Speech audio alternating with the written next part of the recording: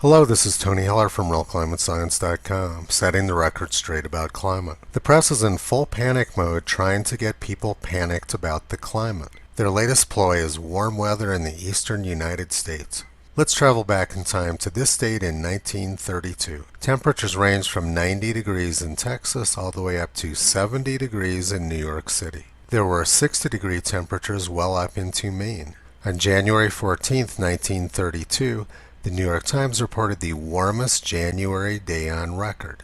And then a day later, on January 15, 1932, the New York Times reported that it was even warmer. The 1932 Winter Olympics were held at Lake Placid, New York, and as of January 16, 1932, there was no snow on the ground. It had all melted away. People were very concerned in 1932 that Lake Placid was not going to be able to hold the Winter Olympics because of a lack of snow, and California was trying to get the games moved to the West Coast. Eventually they did get a little bit of snow at Lake Placid, but a lot of the events had to be postponed because of the 50-degree weather and a lack of snow. Brooklyn Daily Eagle, February 12, 1932. Olympics postponed by warm weather. They had workmen carrying snow to the ski jump, but it was melting almost as fast as they could put it on the ground. Fast forward to 1960, and the Winter Olympics at Squaw Valley, California also almost had to be canceled because of a lack of snow. The rain turned to snow right at the last minute in February 1960 and saved the Olympic Games. And the exact opposite of 1932, the New England states were bidding to take the Olympics away from California. Climate alarmists have tried to rewrite this history just like they do about everything else. This article from 2006 about Katharine Hayhoe tried to rewrite the history of the 1960 Winter Olympics.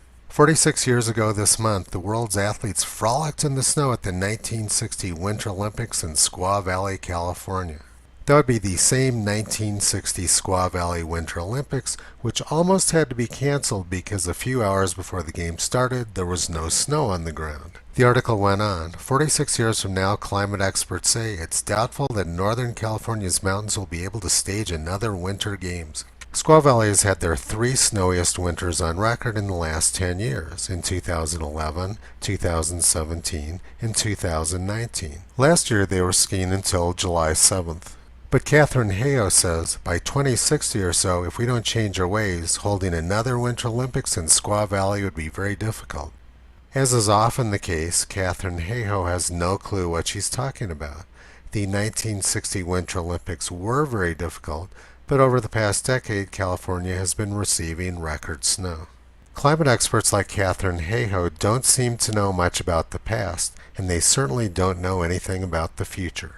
But no worries, the New York Times is right on top of this. On January 11, 2018, they reported, of 21 Winter Olympic cities, many may soon be too warm to host the games.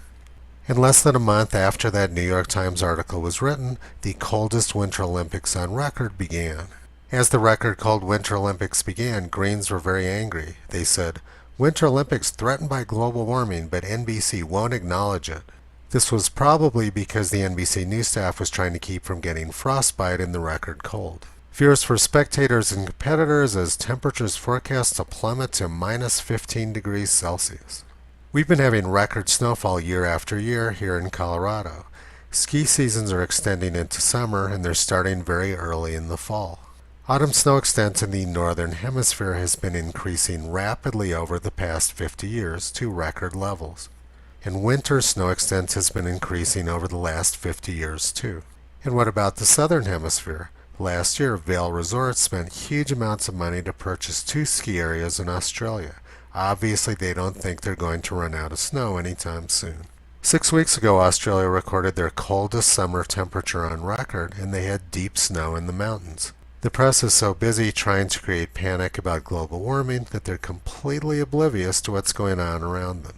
It might be rewarding for them once in a while to stop being propagandists and to try to be journalists for a few minutes. A big part of being a legitimate journalist is to seek out different points of view.